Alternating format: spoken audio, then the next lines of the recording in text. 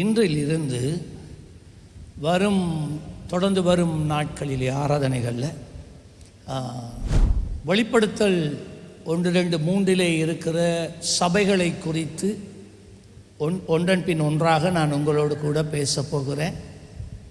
அவற்றினுடைய சரித்திரபூர்வ அடையாளங்களோட அதனுடைய உண்மையான அர்த்தம் என்ன என்பதை அறிந்து கொள்ள, வேதத்தை நீங்கள் கற்றுக்கொள்ள மட்டும் இல்லாமல் அவைகள் நமக்கு கொடுக்கிற செய்தி என்ன என்பதையும் நாம் கற்றுக்கொள்ள இவை உதவியாக இருக்கும் என்று நான் நம்புகிறேன். இன்றைக்கு லவோதிக்கியா சபையை குறித்து உங்கள் மத்தியிலே அதனுடைய முதல் பாகத்தை உங்கள் மத்தியிலே நான் வைக்கப் போகிறேன். லவோதிக்கியா சபை, லாவோடிசீஸ் என்று ஆங்கிலத்தில் சொல்லுவார்கள். லவோதிக்கியா சபை இந்த இருக்குது. இப்போ நீங்கள் பார்க்குற இதுதான் இன்றைக்கும் அந்த சபை ஆராதனை இல்லை, ஆனால் இதுதான் அந்த ஆலயம். இந்த ஆலயத்தை குறித்து தான் வெளிப்படுத்தல் 3ஆம் அதிகாரம் நமக்கு பேசுகிறது. வேதத்தை நீங்கள் திருப்பிக் கொள்ளுங்கள், நோட்ஸ் புக்கை எடுத்து வச்சுக்கொள்ளுங்கள், குறிப்பிடுங்க. லவோதிக்கியா சபை, இந்த சபை துருக்கி தேசத்தில் மேற்கு பக்கத்தில் மலையிலே இந்த சபை காணப்படுகிறது. இந்த லவோடிசியா என்று சொல்லப்படுகிற, லவோதிக்கியா என்று சொல்லப்படுகிற இந்த பட்டணம் காணப்படுகிறது. It's in the western Turkey on a hill. மிகவும் மிகவும் மிகவும் வார்த்தைகளால் சொற்களில் அடங்காத அளவுக்கு மிகுந்த செல்வத்தினால் நிறைந்திருந்த ஒரு பட்டணம் தான் இந்த லவோதிக்கியா பட்டணம். அந்த பட்டணத்தில் இருந்தவர்கள் எல்லாரும் மிகவும் செல்வந்தர்கள். இது ஒரு ரோமருடைய ஆட்சியின் காலத்தில் காணப்பட்ட ரோமருடைய ஒரு பட்டணம் இது. ஆனால் அந்த பட்டணத்தில் இருந்தவர்கள் மிகுந்த செல்வந்தவர்களானபடினால் ரட்சிக்கப்பட்டவர்களும் சபைக்குள்ளே இருந்தவர்களும் மிகுந்த செல்வந்தர்களாக இருந்தார்கள்.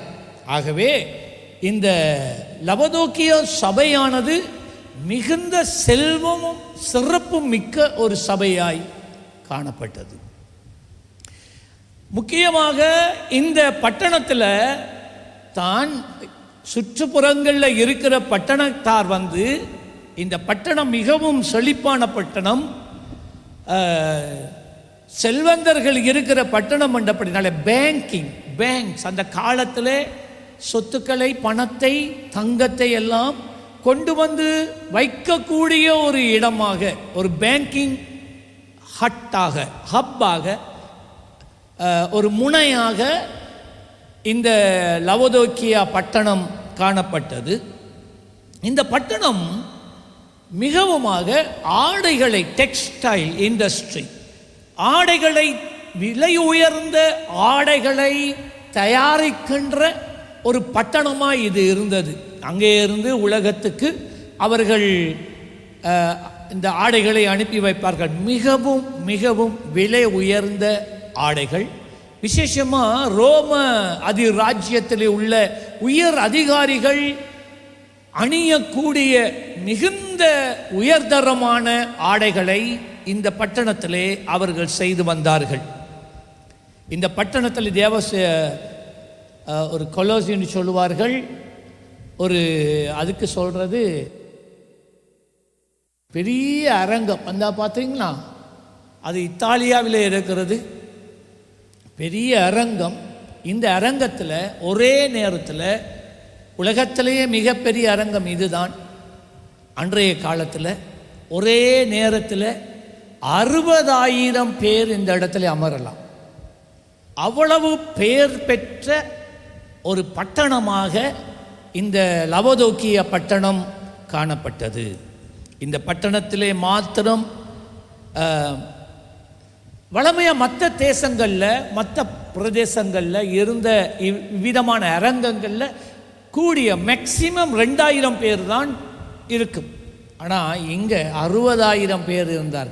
இருக்கக்கூடிய கெப்பாசிட்டி கொண்ட ஒரு பட்டணமாக இது இருந்தது. இந்த பட்டணத்தில் எப்பொழுதும் களியாட்டுக்கள் நடந்து கொண்டே இருக்கும், ப்ரோக்ராம்ஸ் நடந்து கொண்டே இருக்கும். ஆகவே சுற்றத்தில் இருக்கிற தேசத்தில் இருந்தும் பட்டணங்களில் இருந்தும் ஜனங்கள் இந்த லவோதேக்கியா பட்டணத்துக்கு வருவார்கள். எப்பயுமே தேர்ஸ் என்டர்டெயின்மெண்ட் இந்த பட்டணத்தில் இருந்தது. இன்றைக்கு நீங்கள் பார்த்து கொண்டு இருக்கிறதெல்லாம் இன்றைக்கு இப்போ இது இப்படி தான் இருக்கிறது. ஆகவே இது என்ன சொல்கிறது, ரூயின்ஸ், சிதைவுகள், இடைப்பாடுகள். ரைட். இந்த லவோதேக்கியா பட்டணத்தில் 4 மிகவும் பிரசித்தி பெற்ற சந்தைகள் காணப்பட்டது. அந்த படத்தை போடலாம். அது ஒரு இந்த படம் சந்தைகள், 4 பெரிய சந்தைகள். அந்த சந்தையில் எல்லாம் நீங்கள் உங்களுக்கு என்ன வேணுமோ அவ்வளவும் அந்த சந்தைகளில் நீங்கள் வேண்டலாம். வளமையாக ஒரு பட்டணத்தில் 1 இல்லாட்டி கூடினது 2 சந்தைகள் தான் காணப்படும். ஆனால் இந்த பட்டணத்தில் மாத்திரம் மிக பெரிதளவிலான சந்தைகள் 4 காணப்பட்டது. ஒட்டுமொத்தமாக 45,000 கடைகள் இந்த சந்தையிலே காணப்பட்டது. அப்புறம் யோசிச்சு பாருங்க, எவ்வளவு பிரசித்தி பெற்ற ஒரு சிறப்பான, செழிப்பான, உயர்தரமான ஒரு பட்டணம் என்பதை நீங்கள் கவனித்துக் கொள்ளுங்கள். ஆனால் இந்த பட்டணம் ஒரு மலை உச்சியிலே தான் இருந்தது. இந்த இருந்த ஒரே ஒரு வரப்பிரசாதம் என்னவென்றால், இந்த பட்டணத்தில் தண்ணி இல்லை. எல்லாம் இருக்கு, ஆனால் தண்ணி மாத்திரம் இல்லை. இந்த பட்டணத்தில் இருந்து இடது பக்கத்தில் கொலோசே என்று சொல்லப்பட்ட இடத்துல 10 மைல்கள், இந்த பட்டணத்திலிருந்து 10 மைல்கள் தூரத்தில் மிகவும் குளிர்ச்சியான தண்ணீர் காணப்பட்டது. வெப்ப காலத்தில் அந்த பட்டணத்தில் இருக்கிறவங்க, இங்கே இருக்கிறவங்க பாசிக்கூடாக்கு போகிற மாதிரி அந்த ஜனங்கள் அந்த பட்டணத்தில் இருக்கிற இந்த குளிர்ச்சியான தண்ணீர், மிகவும் குளிரான தண்ணீர், அது மலைப்பாங்கான பிரதேசங்களில் இருந்து அந்த தண்ணீர் இறங்கி வரும். அந்த தண்ணீரிலே போய் அவர்கள் குளித்து தங்களை குளிராக்கி கொள்ளுவார்கள். அதே நேரத்தில் வலது பக்கத்தில் 10 மைல்கள் அங்கால வலது பக்கத்தில் சுடுநீர் இல்லாட்டி வெந்நீர் ஊற்றுக்கள் காணப்பட்டது. இன்றைக்கும் அது இருக்கு. கொலோசை இந்த லவோதேக்கியா பட்டணம் அந்த இருக்கு. அது ஒரு மாதிரி ஏஐயில் செய்திருக்கிறாங்க. ஆனால் இப்படி தான் இந்த பட்டணம் காணப்பட்டது. அது பழைய லவோதேக்கியா சபை. இந்த இருக்கு வெந்நீர் ஊற்று. இந்த பட்டணத்தில் தண்ணீர் இல்லாததினால இவர்கள் என்ன செய்தார்கள் என்றால், 10 மைல்களுக்கு அப்பால இருந்து கல்லுகளை குடைந்து பைப்பாக மாற்றி, அந்த படமும் இருக்கு, போடுங்க. இந்த இருக்கு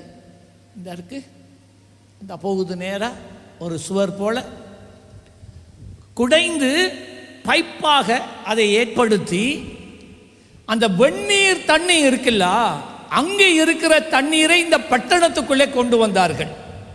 அதே போல அந்த குளிரான தண்ணீர் இருக்கிறது அல்லவா, அதையும் இதே போன்றதான கிரானைட் துவாரங்களை உண்டு பண்ணி பைப்ஸ் போல செய்து அங்கே இருந்து அவர்கள் பட்டணத்துக்குள்ளே கொண்டு வந்தார்கள். ஆனா ஜனங்கள் அந்த தண்ணீரை குடிக்கும்படி எடுத்தால் அவர்களால் குடிக்க முடியவில்லை. காரணம், அந்த பைப்பில் அதிகம் கால்சியமும் அமோனியமும் படிந்திருந்ததினால காலத்தால் அவர்களால் அந்த தண்ணீரை குடிக்க முடியவில்லை. இந்த 2 தண்ணீர். அடுத்தது என்னவென்றால், குளிரான தண்ணீர், அங்கே ஐஸ் கட்டி போல இருக்கிற தண்ணி அவ்வளவு தூரம் அது கடந்து இங்கே வரும் பட்டணத்துக்கு வந்து சேர்ற நேரத்தில் அது தன்னுடைய குளிரை இழந்து போய் இருந்தது. அதே போல மிகவும் அந்த வெப்பமான சூடான சொல்லுவார்கள் தேத்தண்ணி செய்யலாம் என்று சொல்லி அங்கே இருக்கிற அந்த வெந்நீர் தண்ணீர் இங்க வந்து சேர நேரம் அது வெதுவெதுப்பாக, அதாவது குளிரும் இல்லை அனலும் இல்லை குளிரும் இல்லாத தண்ணீராக அது வந்து சேர்ந்தது.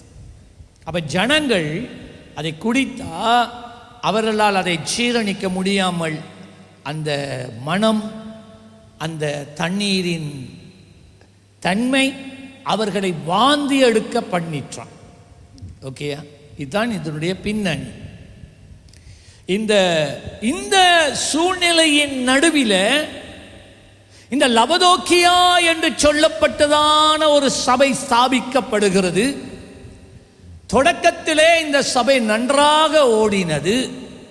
ஆனால் காலம் செல்லும் போது, காலங்கள் ஆகும்போது, சுமார் 1ஆம் நூற்றாண்டு முடிகிற காலங்களிலே இந்த சபையிலே மிகவும் முக்கியமான 2 குறைகளை ஆண்டவர் சொல்லுகிறார். ஒரு பெரிய பிரச்சனை, ஆண்டவருக்கு பிரச்சனையாய் இருந்த 2 காரியங்கள். முதலாவது வெளிப்படுத்தல்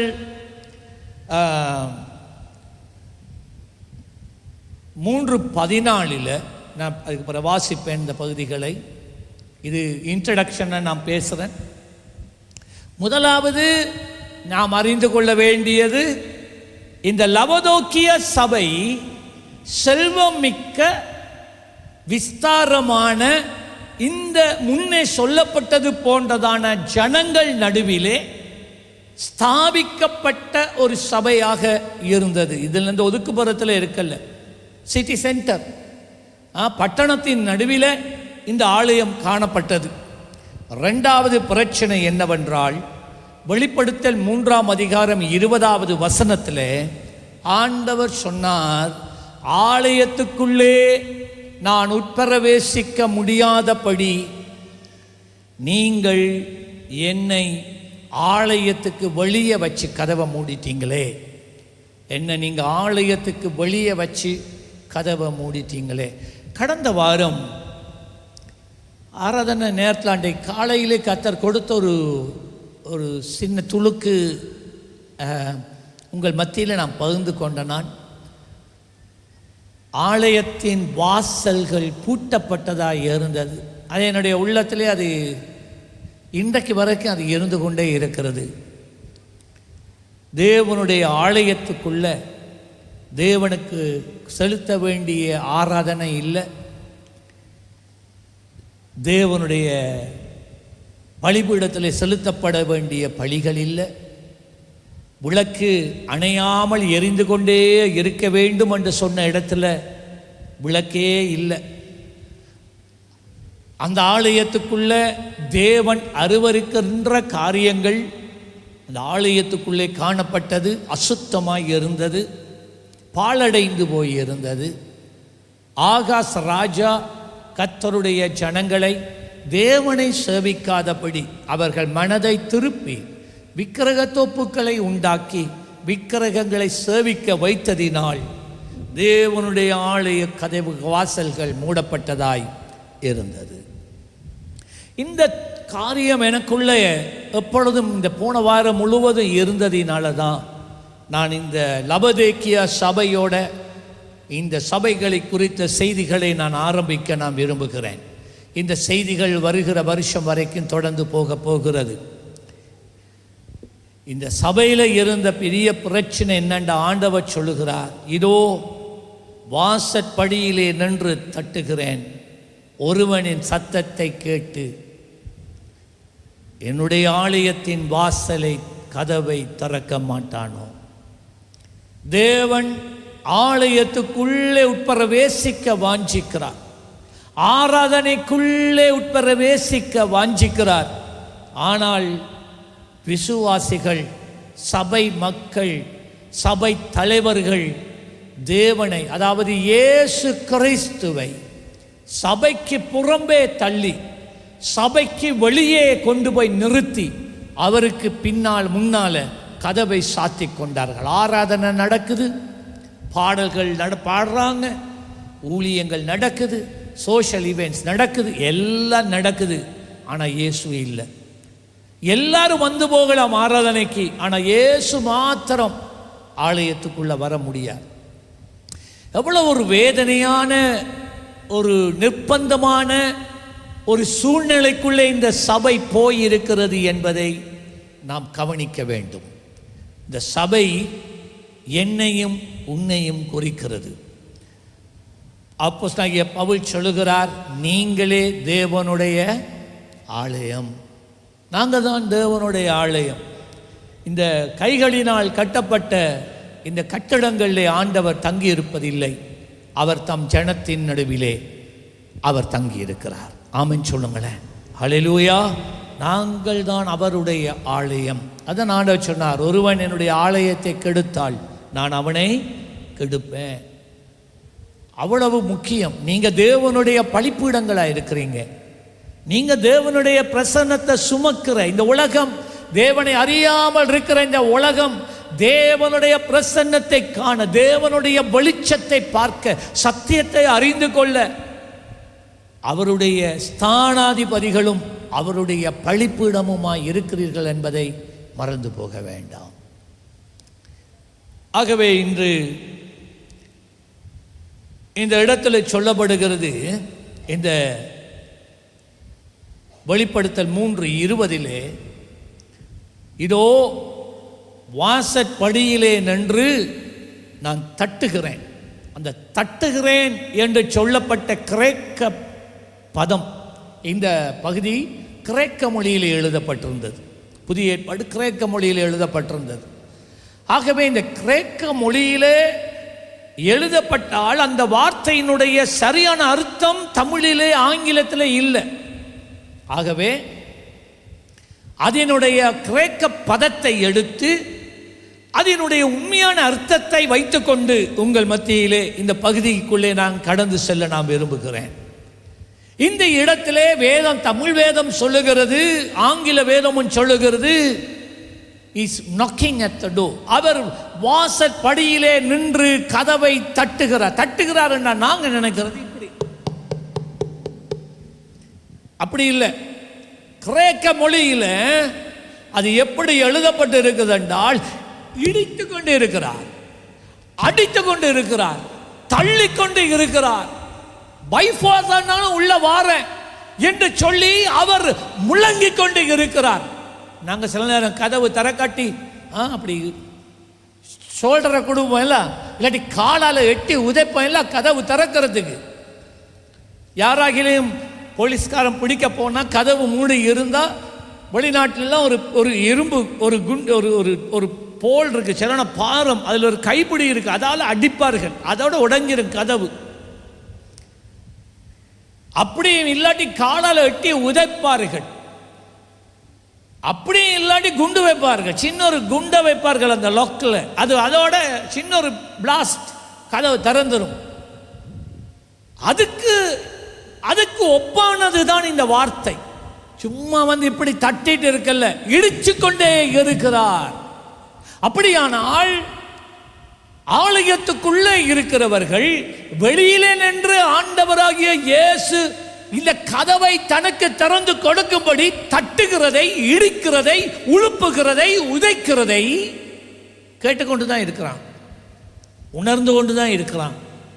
ஆனாலும் கேட்டும் கேளாதவர்களாய், உணர்ந்தும் உணர்ந்து கொள்ளாதவர்களாய், எவ்வளவுதான் சொல்லியும் கர்த்தருடைய சத்தியத்தை ஏற்றுக்கொள்ள விரும்பாதவர்களாய், இயேசுவுக்கு உள்ளே இடம் கொடுக்காதவர்களாய் இந்த லவோதோக்கிய சபையினர் காணப்பட்டார்கள். லவோதோக்கிய சபை என்று சொல்றதை விட சீயோன் சபையினர் காணப்பட்டார்கள், நீங்களும் நானும். ஆகவேதான் இவைகள் நமக்கு முன்மாதிரியாக எழுதப்பட்டிருக்கிறது. இந்த வேதத்தை படித்து நாம் எங்களை சீர்படுத்துவோம். வெளிப்படுத்தல் 3:14 வசனத்தில் இருந்து 22 வசனம் வரைக்கும். லவோதிக்கேயா சபையின் தூதனுக்கு நீ எழுத வேண்டியது என்னவென்றால், உண்மையும் சத்தியமும் உள்ள சாட்சியும் தேவனுடைய சிருஷ்டிக்கு ஆதியுமாய் இருக்கிற ஆமேன் என்பவர். ஆமேன் என்பவர், ஆமேன் என்பது அவருடைய நாமம். ஆமேன் என்பவர் சொல்லுகிறதாவது, உன் கிரியைகளை அறிந்திருக்கிறேன். நீ குளிரும் அல்ல அனலும் அல்ல. நீ குளிராவையாவது அனலாயாவது இருந்தால் நலமாயிருக்கும். இப்படி நீ குளிரும் இன்றி அனலும் இன்றி வெதுவெதுப்பாய் இருக்கிறபடியினால் உன்னை வாயினின்று வாந்தி பண்ணி போடுவேன். நீ நிர்பாக்கியம் உள்ளவனும் பரிதபிக்கப்படத்தக்கவனும் தரித்திரனும் குருடனும் நிர்வாணியுமாய் இருக்கிறதை அறியாமல் நான் ஐஸ்வர்யவான் என்றும் திரவிய சம்பந்தன் என்றும் எனக்கு ஒரு குறைவும் இல்லை என்றும் சொல்லுகிறபடியினால் 18வது வசனம், நான் நீ ஐஸ்வர்யவானாகும் படிக்கு நெருப்பிலே புடமிட்ட பொன்னையும் உன் நிர்வாணமாகிய அவலட்சணம் தோன்றாத படிக்கு நீ உடுத்திக் கொள்வதற்கு வெண்வஸ்திரங்களையும் என்னிடத்தில் வாங்கிக் கொள்ளவும், நீ பார்வை அடையும் படிக்கு உன் கண்களுக்கு கலிங்கம் போடவும் வேண்டுமென்று உனக்கு ஆலோசனை சொல்லுகிறேன். நான் நேசிக்கிறவர்கள் எவர்களோ அவர்களை கடிந்து கொண்டு சீக்கிறேன். ஆகையால் நீ ஜாக்கிரதையாயிருந்து மனம் திரும்பு. இதோ வாசற்படியிலே நின்று தட்டுகிறேன். ஒருவன் என் சத்தத்தை கேட்டு கதவை திறந்தால் அவனிடத்திலே நான் பிரவேசித்து அவனோட போஜனம் பண்ணுவேன், அவனும் என்னோட போஜனம் பண்ணுவான். நான் ஜெயம் கொண்டு என் பிதாவினுடைய சிங்காசனத்தில் அவரோட கூட உட்கார்ந்தது போல ஜெயம் கொள்ளுகிறவன் எவனோ அவனும் என்னுடைய சிங்காசனத்தில் என்னோட கூட உட்காரும்படிக்கு அருள் செய்வேன். ஆவியானவர் சபைகளுக்கு சொல்லுகிறதை காதுள்ளவன் கேட்க கடவன் என்று எழுது என்றார்.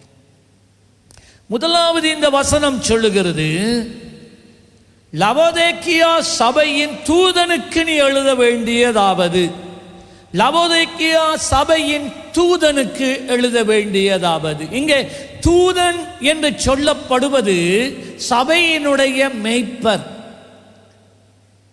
சபையினுடைய உள்சபையின் தலைவர், பாஸ்டர், இல்லாட்டி ஒரு பிரதர். அவன் எப்படியா இருக்கட்டும், ஒரு கிராமத்தில் இருக்கிற ஒரு சின்ன சபையின் தலைவனாக இருக்கட்டும், அவர்களை தேவன் சபையின் தூதன் என்று அழைக்கிறார்.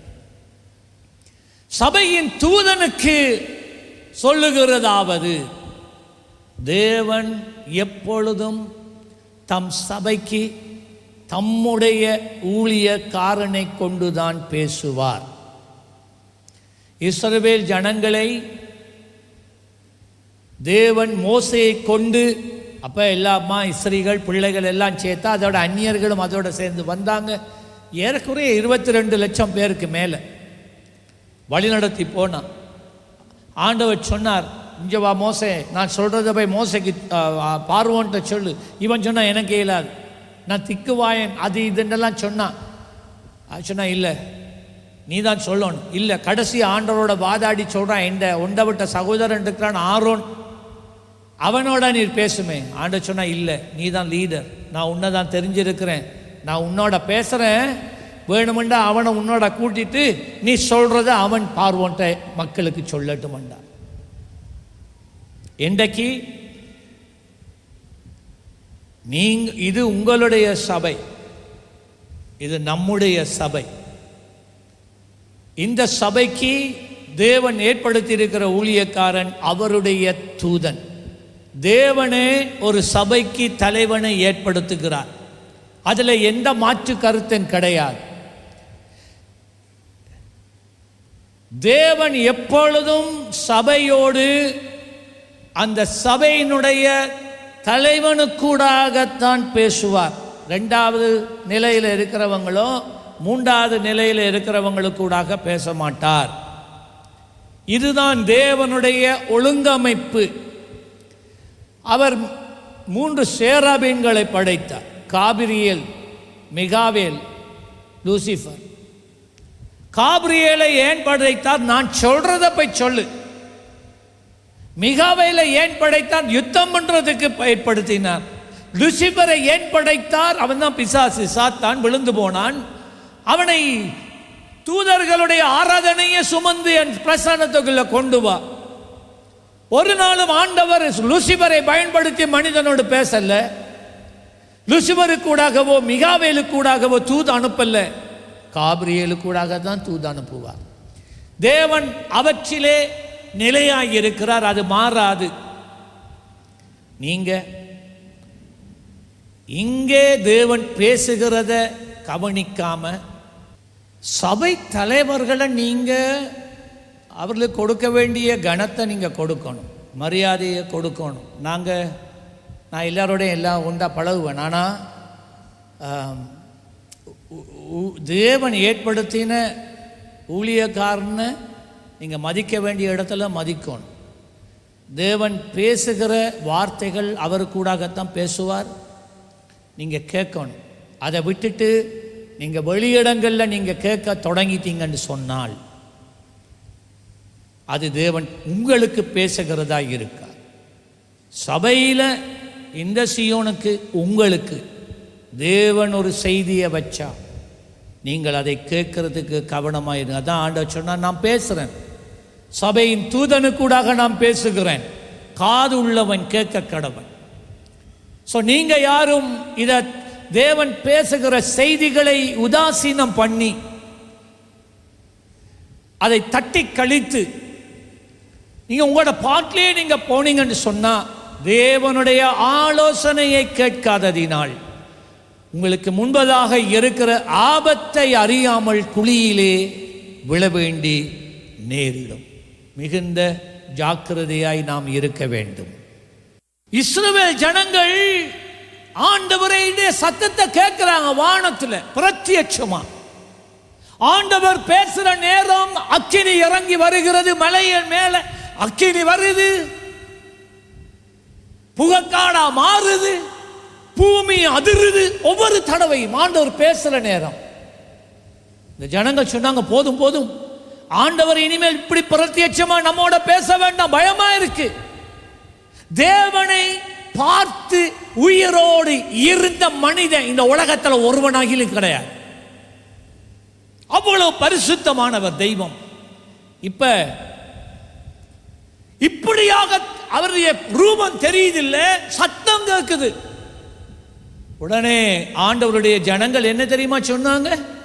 மோசேட்ட போய் சொன்னாங்க, இங்க இந்த ஆண்டவர் நமக்கு பேசுறதெல்லாம் நமக்கு பயமா இருக்கு, இல்ல நீ இப்படியெல்லாம் பேச வேண்டாம், நீங்க ஆண்டவரோட போய் இருந்து அவர் உங்கள்கிட்ட பேசட்டும், நீங்க அவர் பேசுறத வந்து சொல்லுங்க சொன்னாங்க. இனிமேல் ஆண்டவர் பிரத்யட்சமா நம்மோட பேசக்கூடாது. அன்றைய நாள்ல ஆண்டவர் பிரத்யட்சமா பேசுறதை நிறுத்தினார். பிரியமானவர்களே, 2000 வருஷம் ஜனங்கள் தேவனை நேரடியாக தேவன் பேசுகிற சத்தம் வேண்டாம் என்று சொன்னார்கள். கர்த்தரும் நிறுத்தினார். 2000 வருஷங்களுக்கு பிறகு இயேசு ஞானஸ்தானம் எடுக்க சென்ற போது வானங்கள் திறந்தது. அங்கே இருந்த அந்த சத்தம் வருது, இதோ இவர் என்னுடைய நேசகுமாரன், நான் இவரில் பிரியமாய் இருக்கிறேன். 2000 வருஷத்துக்கு பிறகு அதுதான் ஒரு சத்தம். அதுக்கு பிறகு சத்தம் வரல. தேவன் பேசினார். தேவனை சேவித்தார்கள், தேவனுக்கு ஆராதனை செலுத்தினார்கள், தேவனுக்கு பலிகளை செலுத்தினார்கள். ஆனால் தெய்வத்தை ஒரு நாளும் கண்டது இல்லை. ஆகவே தேவன் எப்படிப்பட்டவர் என்பதை காண்பிக்க அவர் தம்முடைய ஒரே பேரான குமாரனாகிய இயேசுவை இந்த பூமிக்கு அனுப்பினார். அதான் இயேசுவாமி சொன்னார், என்னை கண்டவன் என் பிதாவை கண்டான். ஆமென் சொல்லுங்களேன். இதுக்கு மேலே என்ன வேணும்? இதுக்கு மேலே என்ன வேணும்? என்னை கண்டவன் என் பிதாவை கண்டான். அதான் இயேசு சொல்றா, நான் உண்மையும் சத்தியம் உள்ள சாட்சியாய் இருக்கிறேன். தேவனுடைய சிருஷ்டிக்கு ஆதியுமாய் இருக்கிறேன். பிரியமான தேவ பிள்ளையே, இயேசு ஏதோ 2000 வருடங்களுக்கு முன்னே உண்டானவர் அல்ல. உலக தோற்றங்களுக்கு முன்னே, உலகம் சிருஷ்டிக்கப்படுகிறதுக்கு முன்னே, இந்த அண்ட சராசரங்கள் சிருஷ்டிக்கப்படுவதற்கு முன்னே அவர் இருக்கிறவராகவே இருக்கிறார். கையை தட்டி ஹல்லேலூயா. அவர் நேற்று முந்தனால் உண்டான மனிதனுடைய கரங்களால் உண்டான ஒரு தெய்வம் கிடையாது. வேதம் சொல்லுகிறது, அவர் ஆதியும் அந்தமுமானவர், அவர் அல்பாவும் ஒமேகாவுமானவர், அவர் தொடக்கமும் முடிவுமானவர். சொன்னார், நான் இருக்கிறவராகவே இருக்கிறேன். ஆமா, இப்ப அது சொல்லுகிறார், தேவனுடைய சிருஷ்டிக்கு ஆதியுமாய் இருக்கிற ஆமேன் என்பவர். பாத்தீங்களா, ஆமேன் என்றால் அப்படியே ஆக கடவது. பிதா எதை சொல்லுகிறாரோ அதை அவர் செய்கிறார். பிதா எதை சொல்ல கேட்கிறாரோ அதை பேசுகிறார். பிதா எப்படி போக சொல்றாரோ அதிலே அவர் நடக்கிறார்.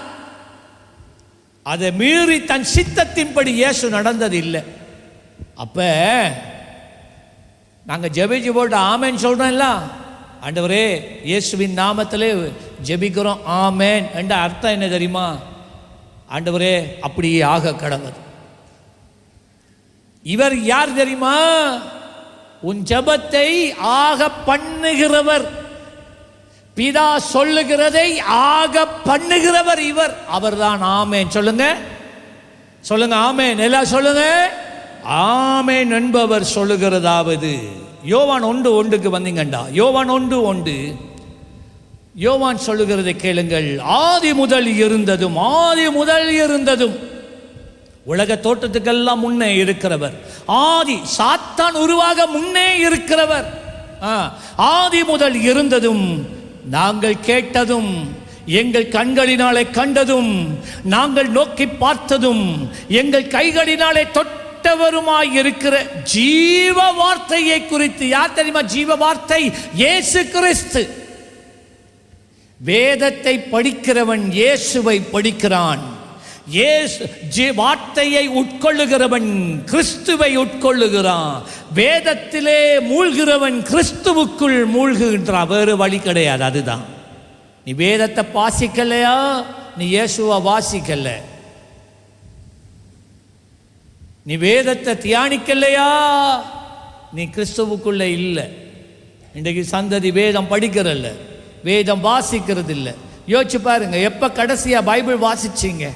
அவன் சொல்றான், ஆதி முதல் இருந்தவரும், நாங்கள் கேட்டதும், எங்கள் கண்களினாலே கண்டதும், நாங்கள் நோக்கி பார்த்ததும், எங்கள் கைகளினாலே தொட்டதுமாய் இருக்கிற ஜீவ வார்த்தையை குறித்து உங்களுக்கு அறிவிக்கிறேன்.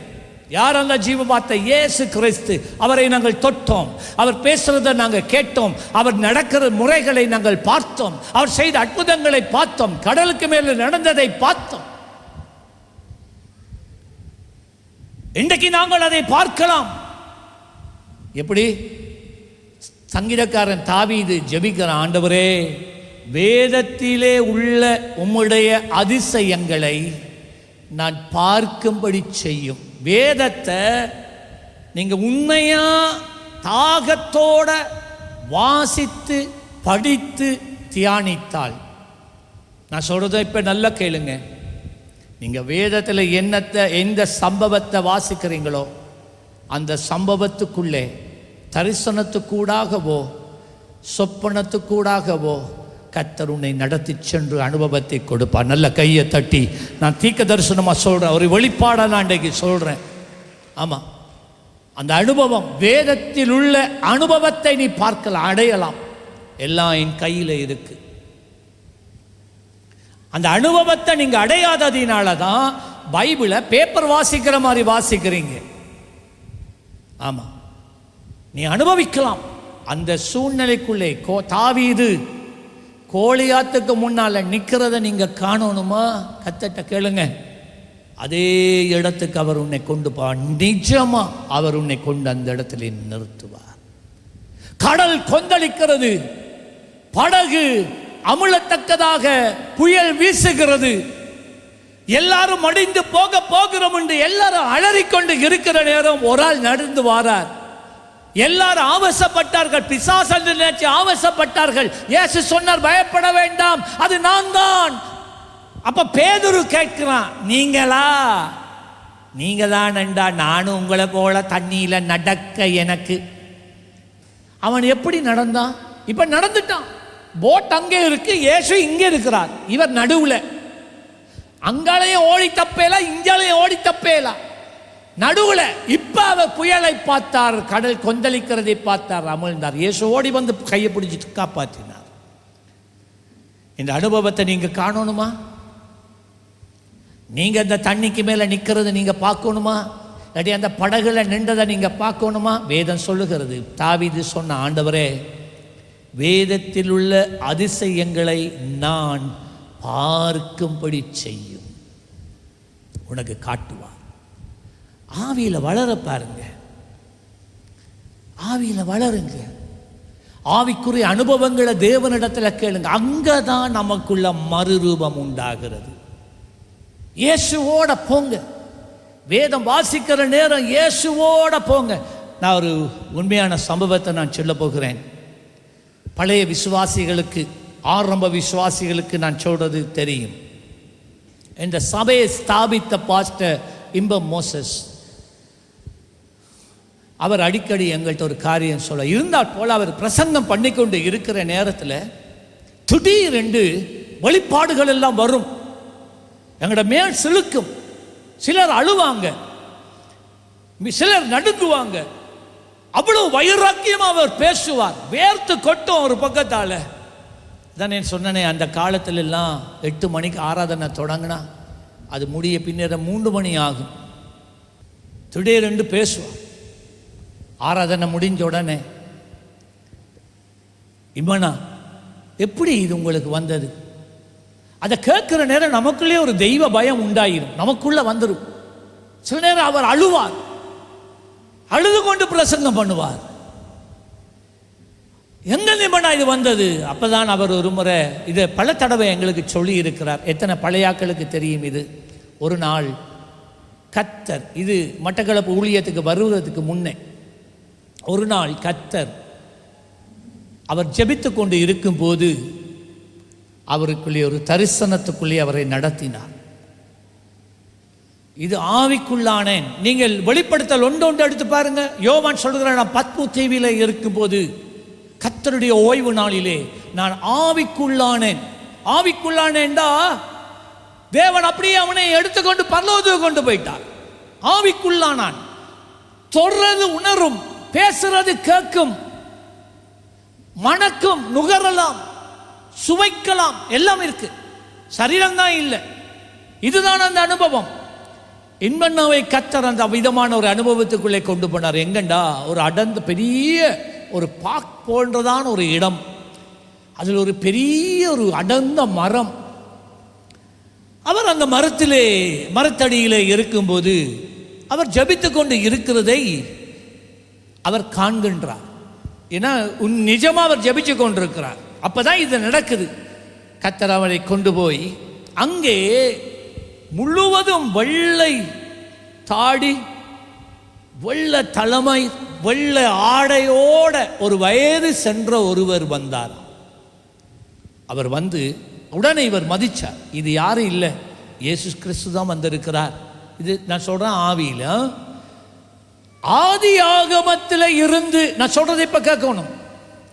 ஆதியாகமத்தில் இருந்து வெளிப்படுத்தல் விசேஷம் வரைக்கும் முழு பைபிள் ஒரு சொல் தவறாமல் ஒரு கதையை போன்ற, ஒரு சினிமாவில் வார படக்காட்சியை போல அவருக்கு கற்றுக் கொடுத்தார். He took him through that experience. Goliath என்றால் கோலியாத்துக்கு முன்னால நோவாவின் நாட்களில் வெள்ளம் உண்டா, வெள்ளங்கத்துக்கு மேல படகுல இருக்கிற மாதிரி, அப்படி அந்த மாதிரி. அப்பா அவர் யோசிக்கிறார், நான் இதை எழுதணும், இதை எழுதணும், இதை எழுதணும். ஏன்னா இது ஆவிக்குள்ள நடக்குது. எழுதணும் ஆனா எல்லாம் அவ்வளவு ஞானம் அப்படியே புத்தியில் அப்படியே ஞாபக சக்தியில் இருக்கு. கடைசியில் வெளிப்படுத்தலோட 22ஆம் அதிகாரத்தோட முடிச்சிட்டான். அதோட அந்த வெள்ளை நிறமான பிரகாசம் உள்ள அவர் அதிலேருந்து கடந்து போனார். இம்பண்ணா ஜெபிச்சு கொண்டிருந்த இடத்துக்கு திரும்பி வந்தார். இது ஒரு அனுபவம், ஆவிக்குரிய அனுபவம். ஆனால் இது அனுபவம் முடிஞ்ச உடனே ஒன்றும் ஞாபகத்தில் இல்லையா, ஒன்று ஆகிலும் ஞாபகத்தில் இல்லாமல் போயிடுச்சு. ஆனால் நான் சொல்றதை கேளுங்க, அவருக்குள்ள ஆதியாகமத்தில் அந்த வெளிப்படுத்தல் வரைக்கும் அப்படியே கரைத்து ஆண்டவர் அனுபவத்தோட ஊற்றிட்டார். பிரசங்கம் பண்ணிக்கொண்டு இருக்கிற நேரத்தில் திடீரென்று அதிலே ஒரு பகுதியை, அந்த பிரசங்கம் பண்ணப்படுகிற வார்த்தையோட இருக்கிற ஒரு சம்பவத்தை அன்று அவருக்கு கொடுத்ததை அவருக்கு முன்னால கொண்டு வந்து வச்ச உடனே இம்பண்ணாவா இருக்க மாட்டார். அவருக்கெல்லாம் எங்களை தெரியாது, நாங்கள்லாம் இருப்போம். ஆனால் எங்களுக்கு தெரியும் இம்பண்ணாட முகம் பிரகாசிக்க ஆரம்பிக்கும், அவருடைய பேச்சு மாறிடும். அவருடைய மனைவி ரஞ்சி என்றா அவ கூட அலர்ட் ஆகிடுவான். எங்கள் எல்லாருக்கும் தெரியும் இது கர்த்தர், இது அந்த வெளிப்பாடு என்ன எங்களுக்கு வெள்ளன சொல்லியிருக்கிறார். நான் சொல்கிறேன் ஐயா, அந்த வெளிப்பாடு வரும். இதுதான் அந்த அனுபவம். நாங்கள் எங்கே இருக்கிறோம், நாங்கள் எங்கே இருக்கிறோம்? அதான் யோவான் சொன்னான், நாங்கள் கண்டோம், நாங்கள் தொட்டோம், நாங்கள் ருசித்தோம், நாங்கள் கேட்டோம், நாம் கூட இருந்தோம். அவர் தான் ஜீவ வார்த்தை. கேளுங்க ஆண்டவர்கிட்ட. கொலோசியர் 1ஆம் அதிகாரம் 16-17 வசனம். ஏனென்றால் கொலோசியர் 1:16-17, ஏனென்றால் அவருக்குள் சகலமும் சிருஷ்டிக்கப்பட்டு, சரிங்களா, எல்லாமே கிறிஸ்துவுக்குள்ள தான் சிருஷ்டிக்கப்பட்டிருக்கு. பரலோகத்தில் உள்ளவைகளும் மேல, பூலோகத்தில் உள்ளவைகளும், இந்த பூமியில இருக்கிறவைகளும், காணப்படுகிறவைகளும் காணப்படா, இந்த கண்கள் இதுவரைக்கும் கண்டிராத பல காரியங்களை ஆண்டவர் சிருஷ்டித்திருக்கிறார். மனிதன் இன்னும் அதை காணல, இப்பதான் ஒன்றொண்டா கண்டுபிடிக்கிறான்.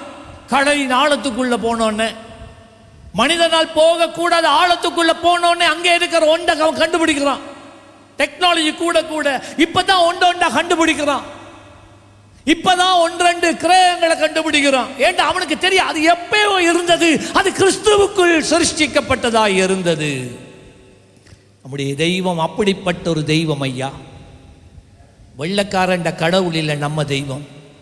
நம்ம தெய்வம் ஆதியும் அந்தமானார். விசுவாசித்தா நல்ல கையை தட்டி ஒரு ஹல்லேலூயா ஹல்லேலூயா. எல்லா மனிதருக்கும் தெய்வம் அவர் ஒருவர் தான், வேற யாருமே கிடையாது. பாருங்க, இப்ப காணப்படாதவைகளுமான சகல வஸ்துக்களும், சிங்காசனங்களானாலும் கர்த்தத்துவங்களானாலும் அதிகாரங்களானாலும் சகலமும் அவரை கொண்டும் அவருக்கு என்றும் சிருஷ்டிக்கப்பட்டிருக்கிறது. 17ஆம் வசனம், அவர் எல்லாவற்றுக்கும் முந்தினவர். இந்த இயேசு ஏதோ 2000 வருஷங்களுக்கு முன்னே வந்து தான் சிலுவையில் அரைஞ்சி தான் வெளிப்பட்டார், அப்பதான் அவர் தோன்றினார். No no no no no, அவர் எல்லாவற்றுக்கும் முந்தினவர். எல்லாரும் சொல்லுங்க, அவர் எல்லாவற்றுக்கும் முந்தினவர். எல்லாம் அவருக்குள் நிலை நிற்கின்றது. இந்த தெய்வம் தான் இந்த கர்த்தர், இவர்தான் இயேசு. இவர்தான் லவோதோக்கியா சபையின் தூதன். பாஸ்டருக்கு அவருடைய சபையை குறித்து, சபைன்ற திரும்ப சொல்றேன், கட்டிடம் அல்ல, நீயும் நானும் கர்த்தருடைய ஜனங்கள் தான் சபை. சபையினுடைய ஆவிக்குரிய நிலவரத்தை அவர் பச்சையாக பேச அவர் ஆரம்பிக்கிறார். சொன்னார் 15ஆம் வசனத்திலே, உன் கிரியைகளை நான் அறிந்திருக்கிறேன். என் தேவனுடைய கண்களுக்கு மறைவானது எதுவுமே இல்லை. என்னை அவர் அறிந்திருக்கிறார், என் வாழ்வை அவர் அறிந்திருக்கிறார். அவருடைய கண்களுக்கு மறைவானது ஒன்றும் இல்லை. உன்னுடைய வாழ்க்கையை அவர் அறிந்திருக்கிறார். நாம் சபைக்குள்ள வரக்குள்ள ஒரு முகமூடியை போட்டுட்டு வாரோம். பரிசுத்தவான்கள் என்கின்ற முகமூடி, விசுவாசி என்கின்ற ஒரு முகமூடி. ஆனால் இந்த ஆராதனை முடிஞ்சு வெளியில் போனதும் அந்த முகமூடியெல்லாம் தூக்கி கலட்டி எங்க நாள் வச்சிட்டு நாம் வாழ்கிற வண்ணமாக வாழ்ந்து கொண்டு இருக்கிறோம். நீங்கள் நினைக்கிறீங்களா ஆண்டவர் அதெல்லாம் பார்க்காதவர் என்று? இதைத்தான் அவர் சொன்னார். நான் உன் கிரியைகளை அறிந்திருக்கிறேன், எல்லா கிரியைகளையும் நான் அறிந்திருக்கிறேன். உன் வாயிலேந்து வருகிற ஒவ்வொரு வார்த்தையை நான் கேட்டுக்கொண்டு இருக்கிறேன். அது என்ன பாஸ்டருக்கு தெரியா தானே? அவர் அங்கே தானே இருக்கிறார். ஓ, பாஸ்டருக்கு தெரியா? பாஸ்டருக்கு எல்லாம் தெரியும். முந்தினவரும் பிந்தினவரும் எல்லாவற்றுக்கும் ஆதியுமானவர் ஆமென் என்று சொன்னாரே, அவர் எல்லாம் பார்க்கிறார், அவர் எல்லாம் கேட்கிறார், எல்லாம் அறிந்திருக்கிறார். எங்களுடைய தீர்மானங்கள், எங்களுடைய ஒவ்வொரு நடைகள் எல்லாம் அவர் அறிந்திருக்கிறார். அவர் சொல்கிறார், உன் கிரியைகளை நான் அறிந்திருக்கிறேன். இப்ப அடுத்ததாக அவர் சொல்லுகிறார், நீ குளிரும் அல்ல, நீ அனலும் அல்ல. நீ குளிரும் இல்லை, நீ அனலும் இல்லை. இப்ப குளிரும் இல்லை, அனலும் இல்லை. எங்க இருந்து அவர் எடுத்து பேசுறார்? உன்னுடைய சொந்த பட்டணத்திலேயே இருக்கிற காரியத்தை சுட்டி காட்டி அவர் பேசுகிறார். இயேசு சுவாமி பேசின உவமைகளை நீங்க அறிந்திருக்கிறீங்க. உவமைகளை குறித்து எல்லா உவமைகளையும் நான் பிரசங்கம் பண்ணியிருக்கிறேன். அந்த சர்ச்சில் எல்லாம் யூடியூப்ல இருக்கு, தேடி போறதுக்கு பாருங்க. ஒவ்வொரு உவமை ஆண்டவர் என்ன செய்தார்னா, பரலோக ராஜ்யத்தின் சத்தியத்தை ஜனங்கள் அறிந்து கொள்ள வேண்டும் என்பதற்காக. உவமை என்றால் என்ன? பரலோக சத்தியத்தை நாம் அறிந்து புரிந்து நிதானித்துக் கொள்ள வேண்டும் என்பதற்காக நம்முடைய வாழ்நாட்களிலே, வழக்கத்திலே, நம்முடைய பட்டணத்திலே, நம்முடைய கிராமத்தில், நம்முடைய தேசத்தில் இருக்கிற சில நடைமுறைகளை அவர் எடுத்து காட்டி அதற்கூடாக இந்த ஆவிக்குரிய சத்தியத்தை கொண்டு வந்து ஒப்பிடுகிறார், சேர்த்து விடுகிறார். இதைத்தான் நான் சொல்லுகிறேன். இயற்கையில் அது எப்படியோ ஆவியிலே அப்படித்தான் இருக்கு. அதுதான் உவமை. இப்ப கேளுங்க, என்ன சொன்னாரா? பட்டணத்தில், லவோதோக்கியா பட்டணத்தில் தான் இந்த பிரச்சனை இருக்கு. பட்டணத்தில் இருந்து வலப்பக்கத்தில் 10 மைலுக்கு அப்பாலே நல்ல சூடான தண்ணி இருக்கு. இடது பக்கத்திலே 10 மைலுக்கு அங்கால குளிரான மிகவும் ஐஸ் கட்டி போன்றதான தண்ணி இருக்குது. மலை சிகரங்கள் இறங்கி வருகிற தண்ணீர். அதெல்லாம் பைப் போட்டு இங்கே பட்டணத்துக்குள்ள கொண்டு வர அந்த பட்டணத்தில் தண்ணி இல்லாத பிரச்சனையினால.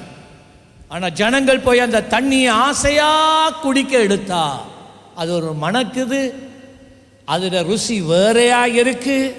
அது எங்க? இது குளிர தண்ணி இல்லை, இங்கால சுடுற தண்ணி இல்லை, அனலும் இல்லை, குளிரும் இல்லை, வெதுவெதுப்பா இருக்கு. ஒன்றுக்குமே இது உதவாது. சாப்பிட மேல, குடிக்கல, சமைக்கல, எதுக்கும் பயன்படுத்த முடியாத மாதிரிக்கு அந்த தண்ணி மாறிட்டு. இப்ப அத அவர் எடுத்து அவர் சொல்றார், நீங்க எப்படி தெரியுமா இருக்கிறீங்க? அனலும் இல்லை, குளிரும் இல்லை. யாரை பார்த்து சொல்றார் தெரியுமா? எங்களை பார்த்து சொல்றார். உனக்குள்ள அனலும் இல்லை, உனக்குள்ள குளிரும் இல்லை. ஒன்று அனலா இருந்தா அனலா இரு, குளிரா இருந்தா பின்மாற்றத்தில் வாழ்றது, வாழ்ந்துட்டு போனி. இது என்னண்டா ரெண்டு கட்டு. அனலும் இல்லை, குளிரும் இல்லை, அங்காலும் இல்லை, இங்காலும் இல்லை, ரெண்டு தோணியில கால் இருக்கு.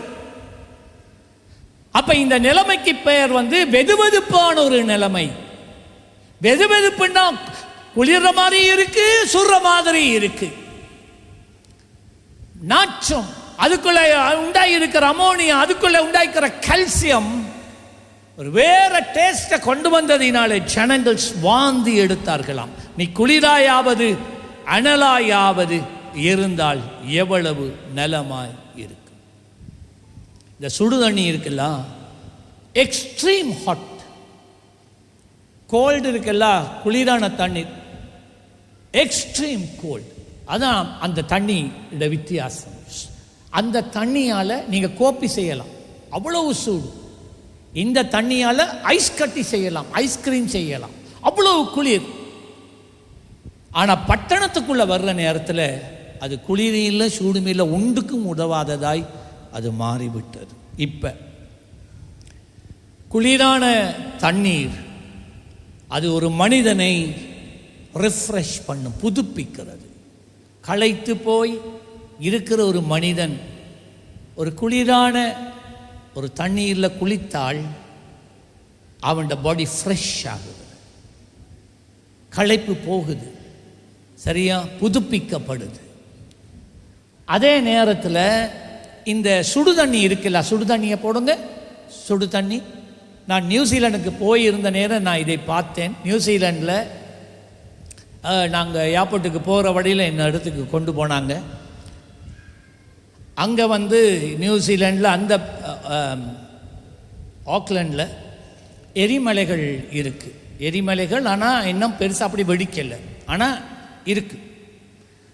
ஸோ அதை அவங்க பாதுகாப்பாக வச்சுருக்குறாங்க. நாங்கள் அதில் போனால் அமோனியா மணக்கும், அமோனியா மணக்கும், இருக்கே இல்லை அது அதுக்கிட்ட. அப்படி அப்படி பபிள்ஸ் போல் வந்து கொண்டே இருக்கும். ஆனால் கொஞ்சம் அங்கெல்லாம் நீங்கள் பார்த்தீங்கன்னா ஒரு வடிவான ஒரு தொட்டி போல் செய்து அதுக்கு வழியாக ரூஃப் எல்லாம் இருக்குது. சுத்தமான தண்ணி அதுலேருந்து தான் வருது, சுத்தமான தண்ணி. சுற்றி வர ஆட்கள் இருக்கலாம், அவங்களோட சப்பாத்தை எல்லாத்தையும் கலட்டிட்டு வேலை அந்த லஞ்ச் டைம் இருக்குல்ல அந்த நேரம் அவங்க அங்கே வருவாங்க. சிலர் இருக்குன்னு அங்கே போவார்கள். ஏன்னா அந்த தண்ணியில் அமோனியா இருக்குது, சில கால்சியம் இருக்குது. அது மட்டும் இல்லை, இந்த சுடு தண்ணியில் சில இந்த வியாதிகளை குணமாக்கும் மருத்துவம் அந்த தண்ணிக்குள்ளே ஆட்டோமேட்டிக்காக இருக்குது. அதை நீங்கள் வீட்டுக்கு கொண்டு போய் ஒன்றும் செய்யலை, கொண்டு போய் விட மாட்டான். ஆகவே இவர்கள் என்ன செய்வார்கள் என்றால் சப்பாத்தெல்லாம் கலட்டிட்டு 1 மணத்தியாலம் 1.5 மணத்தியாலம் சில நேரம் 2 மணத்தியாலம் அவர்கள் 2 காலையும் வெறும் காலையும் அந்த தண்ணீருக்குள்ளே வைத்து கொண்டே இருப்பார்கள். அவர்கள் சொல்கிறாங்க எத்தனையோ விதமான வியாதிகள் அந்த சுடு தண்ணியில் குணமாகுமா. தோலோடு சம்பந்தப்பட்ட சில வியாதிகள், எலும்போடு சம்பந்தப்பட்ட சில வியாதிகள், தசைகள் சவ்வுகளோட சம்பந்தப்பட்ட சில வியாதிகள் அந்த தண்ணியில். இது வெறும் சுடு தண்ணி கிடையாது, கிண்ணியால் இருக்கு சுடு தண்ணி, அந்த தண்ணி இல்லை. இது எரிமலையிலேருந்து வருகிற தண்ணி. அது புகை வந்து கொண்டே இருக்கும், அவ்வளோ ஆவி வந்து கொண்டே இருக்கும், அவ்வளோ சூடாக இருக்கும். அதுக்குள்ளே வச்சுட்டு இருப்பான். பிரியமானவர்களே, அந்த இருக்கு. இது இன்றைக்கு இப்படி தான் இருக்கு. இன்றைக்கு நீங்கள் துருக்கிக்கு போனீங்கண்டா, லபதோக்கியா பழைய பட்டணம், அங்கே நீங்கள் போனீங்கண்டா இன்றைக்கு இருக்கு. அங்கே ஜனங்கள் போய் என்ன தெரியுமா செய்வாங்க, அவங்க போய் குளிப்பாங்க, அந்த சுடு தண்ணியில் அவங்க இருப்பாங்க. ஏண்டா அது அவங்களுக்கு ஆரோக்கியத்தை கொண்டு வரும். ஒரு பக்கம் களைத்து போன சரீரத்துக்கு ஆத்மாவுக்கு ஒரு இளைப்பாறுதல், ஒரு ரிஃப்ரெஷ்மெண்ட். மறுபக்கத்தில் சரீரத்தில் இருக்கிற வியாதிகள் மறைகிற ஒரு தண்ணீர். நல்ல கேளுங்க, இதுதான் தேவனுடைய ஆலயம். தேவனுடைய ஆலயத்துக்கு வருகிறவர்கள் 2 விதமாக ஆசீர்வதிக்கப்பட வேண்டும். முதலாவது, களைத்து போய் வாழ்க்கையினுடைய அழுத்தத்தினால் உண்டாகிற பாரங்கள், கண்ணீர், கவலை, வேதனை, இழப்பு, நஷ்டங்கள், இதனாலே வாழ்க்கை போராட்டத்தினாலே துவண்டு போய் இருக்கிற உள்ளங்கள் தேவனுடைய சமூகத்துக்கு வந்தால் அங்கே அவர்கள் புதுப்பிக்கப்படுகிறார்கள். ஆமென் சொல்லுங்க. எத்தனை பேருக்கு இது விளங்கிட்டு? சபைண்டா அதுதான் இருக்கணும், அது இருக்கணும். அடுத்தது, சபையில் ஆரோக்கியம் இருக்கணும். பார்த்தீங்களா? சீயோண்ட இது 2ம் இருக்கா? சொல்லுங்களேன். சபை என்று சொன்னால் இது 2ம் ஆராதனையில் நடக்கும். ஒன்று, ஆத்துமா இளைப்பாறுதல் அடையணும், மற்றது உன் சரீரம் இளைப்பாறுதல் அடையணும், சுகம் பெறணும், விடுதலை பெறணும். ஆமென் சொல்லுங்களேன். இப்போ 16வது வசனம், இப்படி நீ குளிருமின்றி அனலுமின்றி வெதுவெதுப்பாய் இருக்கிறபடியினால் உன்னை என் வாயினின்று வாந்தி பண்ணி போடுவேன். இது ஒரு எச்சரிப்பின் சத்தம். நீ இப்படி குளிருமின்றி அனலுமின்றி வெதுவெதுப்பாய் இருக்கிறபடியினால் உன்னை என் வாயிலே நின்று வாந்தி பண்ணி போடுவேன். இன்னொரு விதத்தில் என்ன, ரட்சிப்பை இழப்பதை குறித்து இது பேசவில்லை, அது இல்லை இதை பேசுறது. அது சொல்றாரு என்னண்டா, நீ ஒன்று நான் எதிர்பார்க்கிறபடி நான் உனக்கு கொடுத்த வேலையை நீ சரியா செய்யல, உன்னுடைய ஊழியத்தில் ஜனங்கள் ஆத்துமாக்கள் தேற்றப்படல, பரிசுத்த ஆவியானவருடைய பிரசன்னம் ஆராதனையில் உணரப்படல, வியாதியோடு இருக்கிறவர்கள் குணமடையல்ல.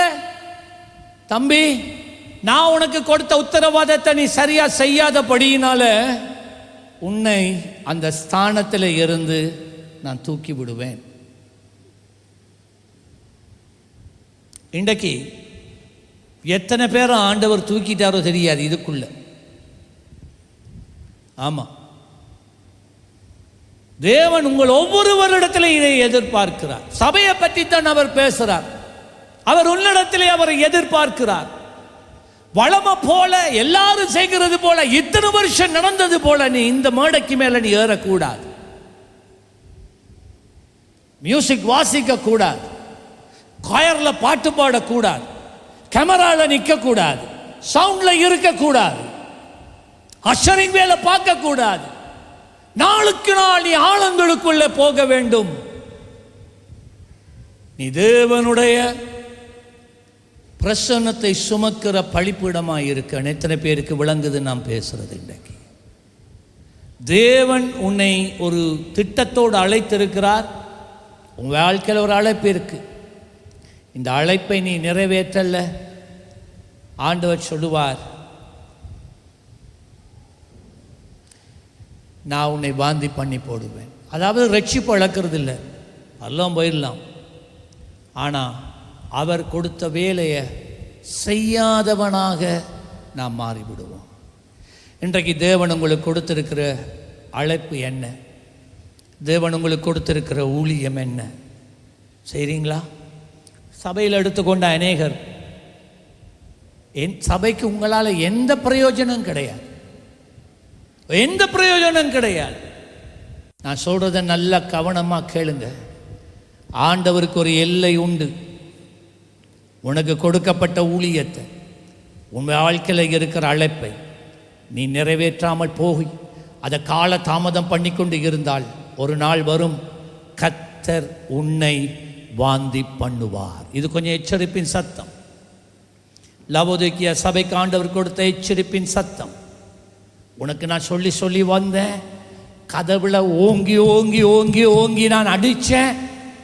ஆனால் எந்த சத்தத்தை நீ கேட்டா, நான் பேசுறதை கேட்டுக்கொண்டே கணக்கெடுக்காம இருந்தா, இதோ ஒரு நாள் வருது,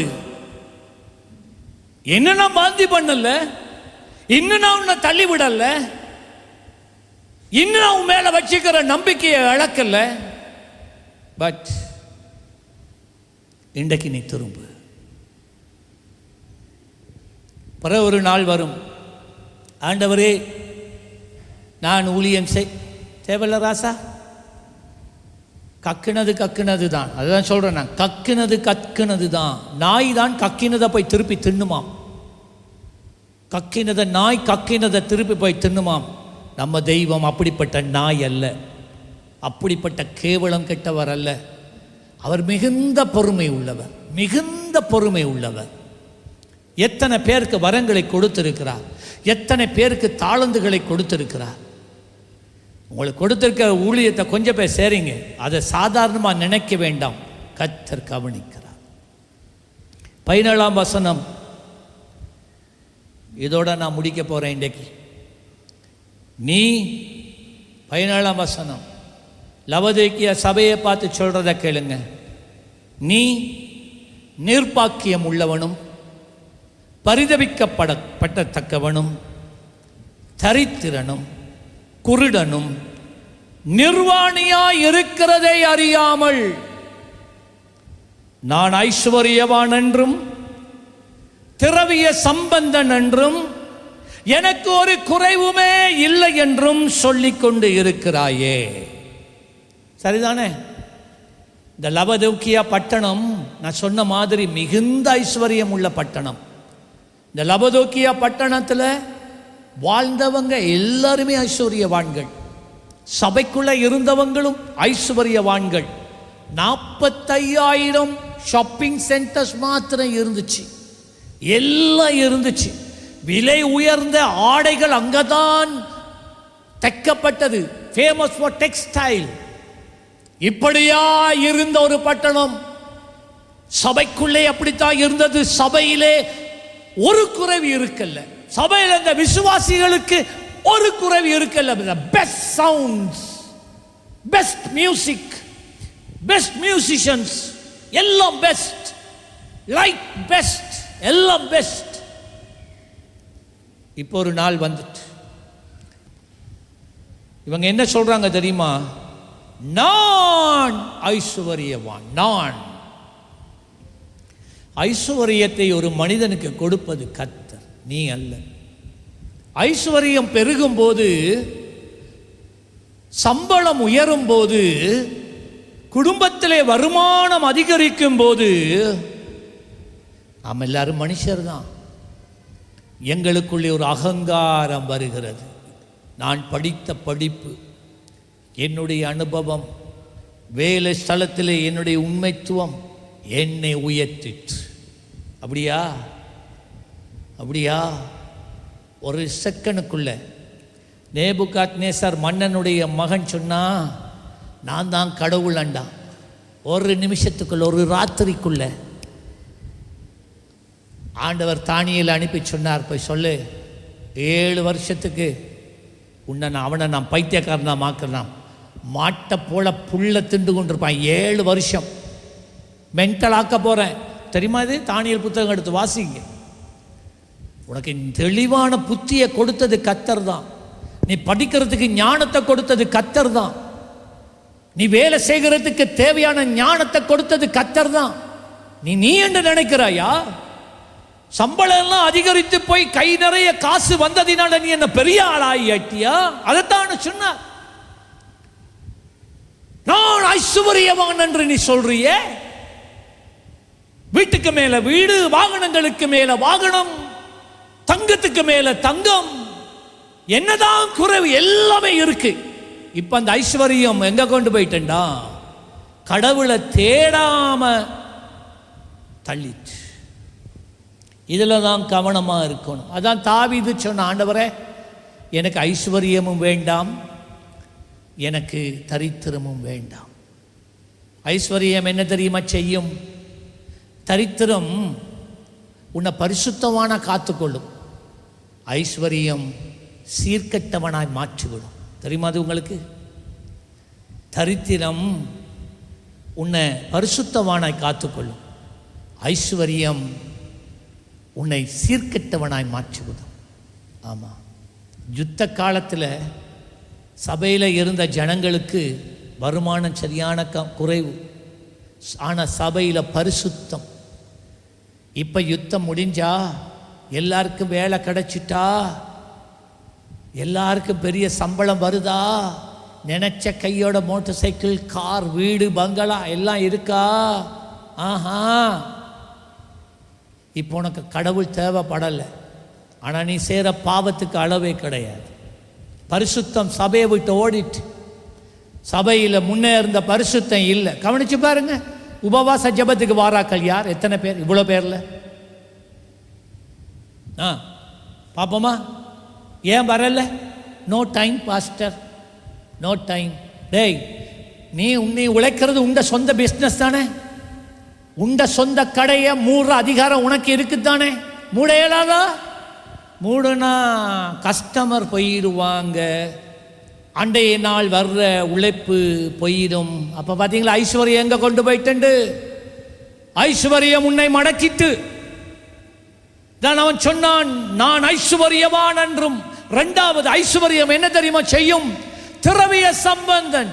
கிடக்கிறது எல்லாத்தையும், காண்றது எல்லாத்தையும், கேட்கிறது எல்லாத்தையும் ஆன்லைனா, பைலைனா, யூலைனா, எல்லா லைன்லையும் வேண்டது. இப்பதானே எல்லாம் ஆன்லைன்ல வேண்ட பழக்கம் வந்துட்டு, வேண்டி வேண்டி வேண்டி வேண்டி செருப்பா, சப்பாத்தா, உடுப்பா, ஹேண்ட்பேக்கா, இருக்கிற ஹேண்ட்பேக். அடே எத்தனை ஹேண்ட்பேக் நீங்க போட்டுட்டு போவீங்க? இவன் திரவிய சம்பந்தன்.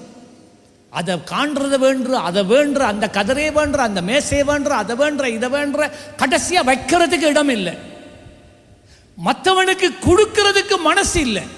சேர்க்கிற சேர்க்கிற சேர்க்கிற. இந்த லவோதிக்கேய சபையில இருந்த ஒரு பெரிய குறைபாடு அதுதான், சேர்த்தார்கள், கொடுக்கவில்லை. எத்தனை உடுப்பத்தான் ஐயா வேண்டி கொட்டுறீங்க? சும்மா நடிக்க வேணாம்.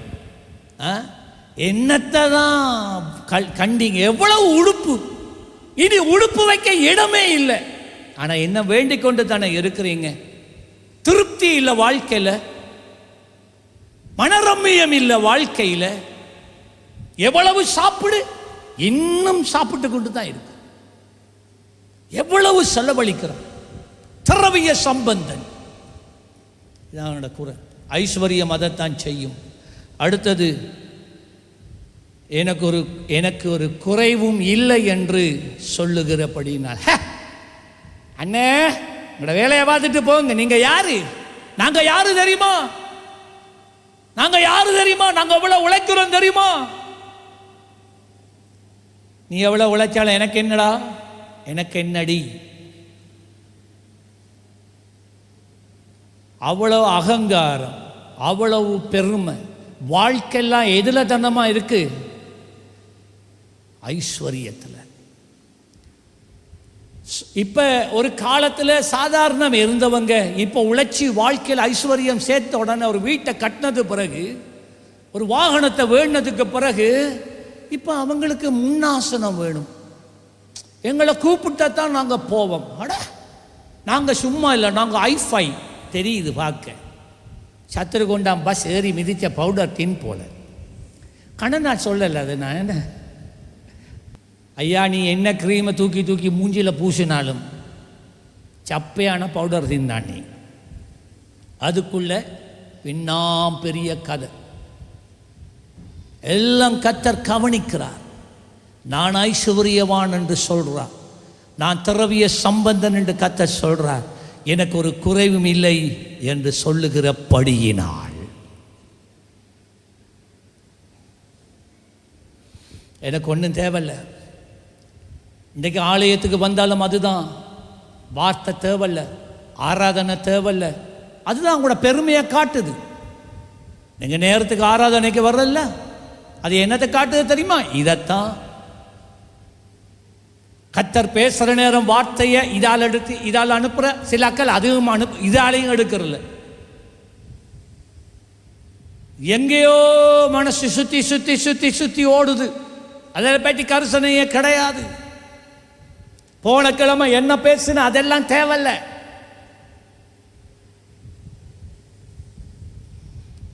பதினேழாவது வசனம், நீ நிர்பாக்கியம் உள்ளவனும் பரிதபிக்கப்படத்தக்கவனும் தரித்திரனும் குருடனும் நிர்வாணியுமாயிருக்கிறார். என்னப்பா ஆண்டவர் சொல்றார்? விலை உயர்ந்த ஆடை அணிந்தவங்களை பார்த்து சொல்றார், நீ நிர்வாணியாய் இருக்கிறாய். ஐஸ்வர்யவானாய் இருக்கிறவர்களை பார்த்து சொல்லுகிறார், நீ நிர்பாக்கியம் உள்ளவன், பரிதபிக்கப்படத்தக்கவன் என்று சொல்றான். எல்லாமே எனக்கு இருக்கு, இனி எனக்கு தேவையானது ஒன்றே இல்லை, எல்லாம் இருக்கு.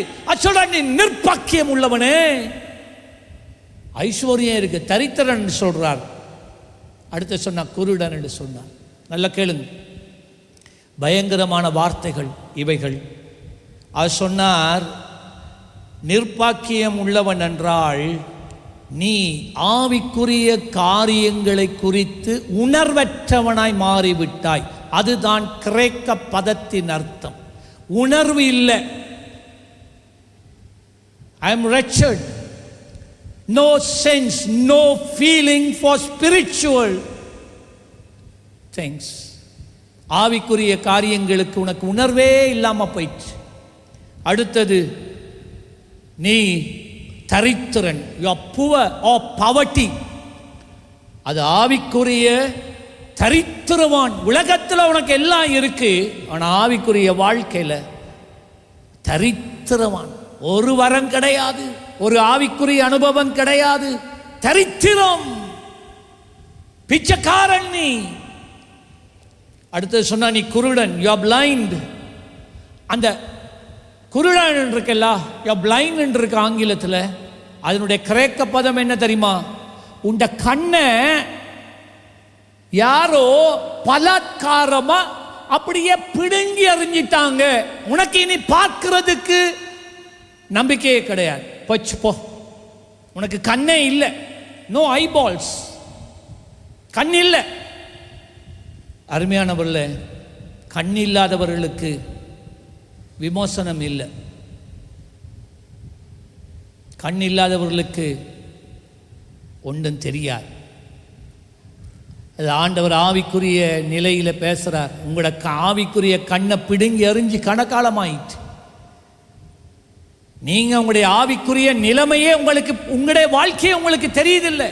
உன்னால் ஜெபிக்க முடியுதில்லை, உன்னால் ஆராதிக்க முடியுதில்லை, உனக்கு வேதம் வாசிக்க முடியுதில்லை, வேதம் தியானிக்க உன்னால் முடியுதில்லை, ஒரு ஆத்மாவை ஆதாயப்படுத்த உன்னால் முடியுதில்லை, தேவனுடைய பாதத்தில் தரித்திருக்க உன்னால் முடியும். You are blind, you don't have an eye. உனக்கு கண்ணே இல்லை. அதான் அதில் சொன்ன குருடன். எவ்வளோ பயங்கரம். அடுத்தது சொன்ன நீ நிர்வாணியாக இருக்கிறாய். You are naked. That means stark naked. அதாவது ஒரு துட்டு துணி கிடையாது. நிர்வாணம். அதுக்கு காரணம் என்ன தெரியுமா? பாவம். ஆதாமும் ஏவாளும் எப்பொழுது பாவம் செய்தார்களோ உடனே அவர்கள் தாங்கள் நிர்வாணிகள் என்று அறிந்து இலைகளினால் தங்கள் நிர்வாணத்தை மூடி கர்த்தர் வரும்போது புதரிலே ஒளித்து கொண்டார்கள். ஐஸ்வர்யம் பாவத்தை பிறப்பிக்கும், பாவம் உன்னை நிர்வாணியாக்கும். இது ஆவிக்குரிய நிர்வாணி. ஒன்றுமே இல்லை, ஆவிக்குரிய எதுவும் கிடையாது லைஃப்பில். உங்களுக்கும் தேவனை அறியாத வெளியில், சபைக்கு வெளியில் இருக்கிறவனுக்கு உண்மையாகவே வித்தியாசமே இல்லை. உங்களுடைய ஜெபம் சில நீங்கள் நான் ஜெபிக்கிறேன்லாம், ஆனால் ஜெபிக்கிறதுல ஆவிக்குரிய அனுபவத்தை நீங்கள் பெறுறீங்களா? இல்லை, இல்லை, அந்த உணர்வே இல்லை. நிர்வாணியமாய் இருக்கிறதை நீ அறியாமல் இருக்கிறாய். இதை நான் வருகின்ற வாரம் நான் தொடரப் போகின்றேன்.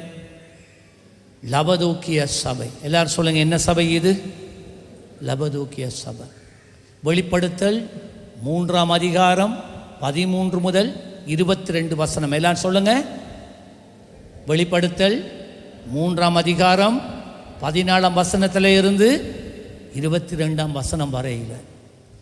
அருமையான தேவ பிள்ளைகளே, நான் இங்கே யாரையும் நியாயம் தீர்க்க வரலை, யாரையும் நியாயம் தீர்க்க வரல. எனக்கு நியாயம் தீர்க்க எனக்கு அதிகாரமும் இல்லை. ஆனால் நாங்கள் தான் எங்களோட நிலைமையை அறிந்திருக்கிறோம். ஒரே ஒரு காரியத்துக்காக இந்த உள்ளம் இன்றைக்கும் ஏங்கி கொண்டு இருக்கு. லபதோக்கியா சபையின் வாசல்ல நின்று கொண்டு இவங்க ஒரு ஓட்டத்தை ஓடிக்கொண்டே இருக்கிறாங்க, ஒரு வாழ்க்கையை வாழ்ந்து கொண்டே இருக்கிறாங்க. பட் ஆண்டவர் சொல்கிறார், எனக்கு இந்த வாழ்க்கையில் இடம் இல்லாமல் போயிட்டு, கதவை திறந்தா நான் உனக்குள்ள பிரவேசித்து நான் உன்னோடு போஜனம் பண்ணுவேன் என்று கர்த்தர் சொல்கிறார். யாவரும் எழுந்திருப்போமா?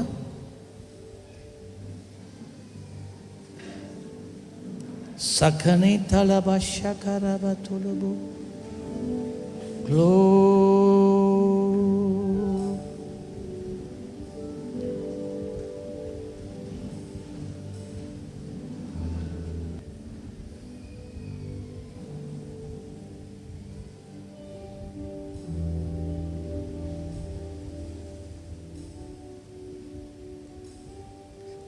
ஒரு சில நிமிடங்கள் உங்களுடைய கண்களை மூடுங்கள்.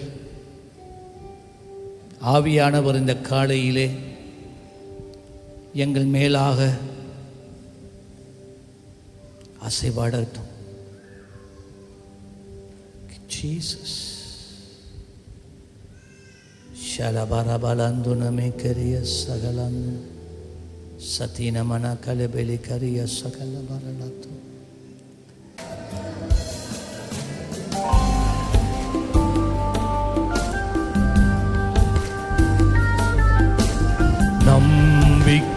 நம்பிக்கையாவுமே இழந்தாலும் எல்லாமே முடிந்தது என்றாலும், நம்பிக்கையாவுமே இழந்தாலும் எல்லாமே முடிந்தது என்றாலும், எந்தன் கல்லறையின் கல்லை புரட்டிடுவீர், என்னை மறுபடியும்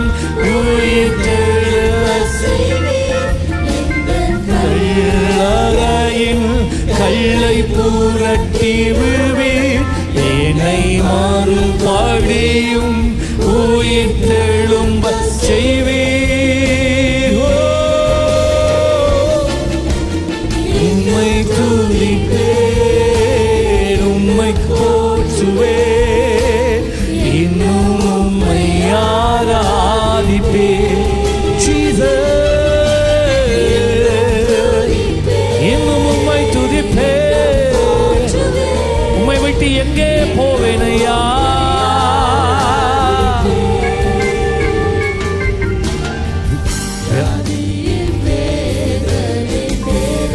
இனங்கள் சூழ்ந்தாலும் கண்ணீரோடும்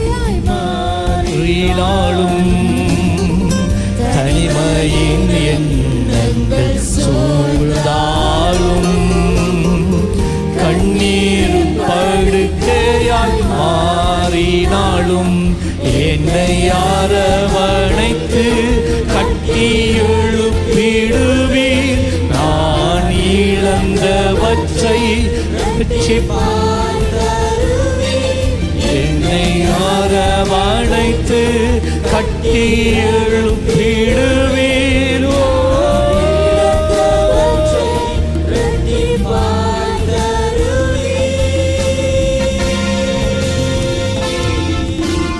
தனிமையின் கண்கள் சூழ்ந்தாலும் கண்ணீரின் படுக்கையாய் மாறினாலும், தனிமையின் எண்ணங்கள் சூழ்ந்தாலும்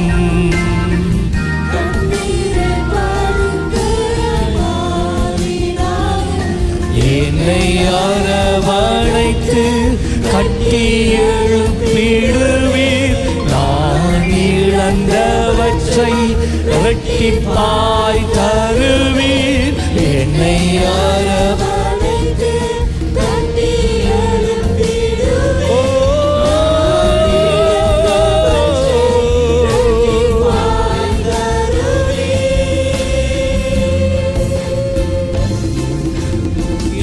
இந்த இடத்துல நீங்க மாத்திரம்தான் இந்த இடத்துல இருக்கிறீங்கன்னு நினைச்சு கொள்ளுங்க.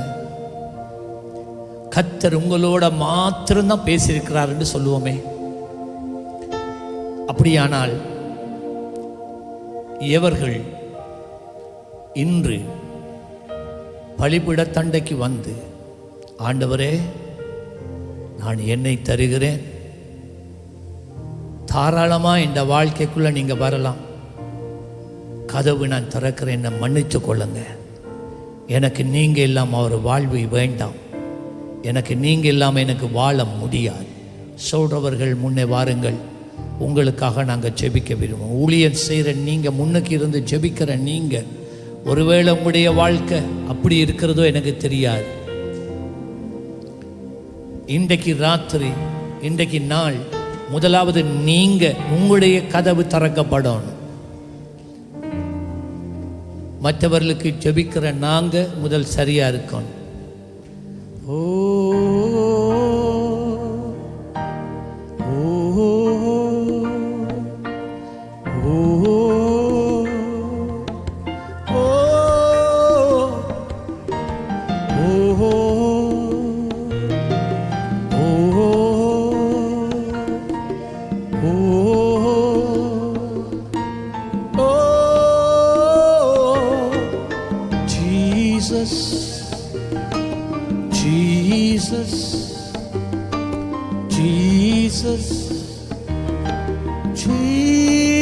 ஜீசஸ். தகப்பனே, என் தேவனே, என் ராஜனே, நீர் வேண்டுமே. என் இயேசுவே, சொல்லுங்க. என் ராஜாவே, என் மீட்பரே, நீர் வேண்டுமே. கரங்களை உயர்த்தினபடி ஓரா கசா கத்திப்பா குஷத்தேனே மேகோரா லேத்தோரோ கோசா ஹெலேந்தனமா கொரியாலா தரபா கொரியாலா. இந்த நாட்கள் மிகவும் முக்கியமான நாட்கள். இந்த ஆராதனைகள் விசேஷித்த ஆராதனைகள். நான் சொல்லுகிறேன், தேவன் உனக்கு வாழ்க்கையில ஏற்படுத்துகிற சந்தர்ப்பங்களை உதாசீனம் பண்ணக்கூடாது. கர்த்தருடைய வாழ்க்கையில ஏற்படுத்தி கொடுக்கிற இந்த சந்தர்ப்பங்களை பயன்படுத்தணும். மனம் திரும்ப வேண்டிய நேரத்தில் தான் மனம் திரும்ப முடியும். கர்த்தருக்கு வாசலை திறக்க கூட நேரத்தில் தான் வாசலை திறக்க முடியும். தாழ்மையோட நான் உங்கள்கிட்ட சொல்கிறேன். நீங்கள் சில நேரம் யோசிக்கலாம், நான் முன்னுக்கு வரத்தான் நான் வேணும், நான் இருக்கிற இடத்திலேயே நான் இருந்து இந்த வாழ்க்கையை ஒப்பு கொடுக்குறேன்னு. இன்னும் அது வேலை செய்யாது. அது வேலை செய்யாது. அது வேலை செய்யாது. நாங்கள் முன்னுக்கு வரும்போது உண்மையாக கர்த்தர் அதை பார்க்கிறார். நீங்கள் வரும் போதே கர்த்தர் கிரியை செய்ய ஆரம்பிக்கிறார். இந்த ஊழியர்கள் கரங்க வைத்து ஜெபிக்கிற நேரம் அல்ல, அதுக்கு முதலே அவர் செயல். உங்களுக்கு கடைசி தருணம் ஒன்று நான் உங்களுக்கு கொடுக்குறேன். எல்லாம் நீங்கள் எல்லாரும் என்னுடைய பிள்ளைகள். நாங்கள் எல்லாரும் ஒரு குடும்பம். இந்த ஊழியத்தில், இந்த சபையிலே கர்த்தர் வைத்திருக்கிற அவருடைய நோக்கம், திட்டம் மிகவும் பெரியது. அவர் உன்னை கொண்டு செய்ய வேண்டிய காரியம் அதிகமாக இருக்கிறது. நம்பிக்கையாவும் இழந்தாலும் எல்லாமே முடிந்தது என்றாலும், நம்பிக்கையாவும் இழந்தாலும் எல்லாமே முடிந்தது என்றாலும், எந்தன் கல்லறையில் கல்லை புரட்டி விட்டீர், என்னை மறுபடியும் உயிர்த்தெழும்ப ஜெபிக்க தொடங்குங்க. எந்தன் கல்லறையில் கல்லை புரட்டி விட்டீர், என்னை மறுபடியும்